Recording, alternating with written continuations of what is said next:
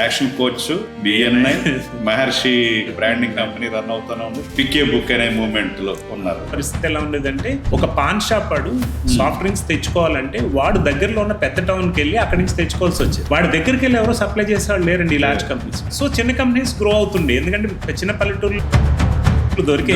కానీ వాళ్ళు ఎప్పుడైతే మార్కెట్ లోకి వెళ్ళడం స్టార్ట్ చేస్తారు, చెక్పెట్లోనే డ్రింక్స్ వచ్చాయి. కానీ చెక్పెట్ తో రిస్క్ ఏంటంటే, పాన్ షాప్ వాడు ఒక చోట నుంచి ఇంకో చోటకి పట్టుకెళ్ళాలంటే కింద ఏమైనా మేకులు ఊడిపోయినా ఏమైనా కింద పగిలిపోయి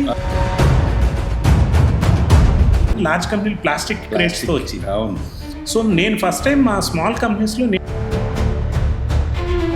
ఎందుకు స్విచ్ ఆఫ్ చేసి హైదరాబాద్కి వెళ్ళాలనుకున్నారు? మీకు గుర్తుందో లేదో, ఆ టైంలో కూల్ డ్రింక్స్ లో పెస్టిసైడ్స్ ఉన్నాయని చెప్పి అవును గట్టిగా ప్రమోట్ అయింది. ఆ ఎఫెక్ట్ కి పవన్ కళ్యాణ్ గారు అగ్రిమెంట్ లో ఉన్నది.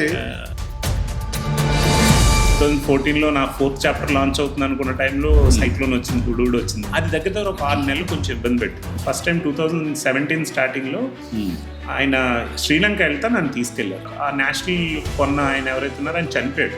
సో అప్పుడు మనం శ్రీలంక కంపెనీ వెనక్కి తీసుకుందాం అనుకుంటుంది.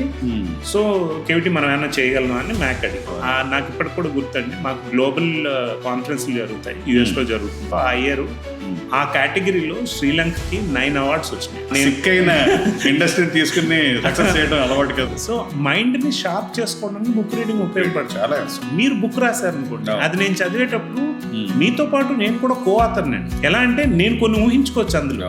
మీరు ఒక మనిషి గుర్రం ఎక్కాడో పరిగెడుతున్నాడంటే మనిషి ఎంత పొడుగున్నాడో నేను ఆలోచించాలి, షూ ఏం వేసుకున్నాడో నేను ఆలోచించాలి.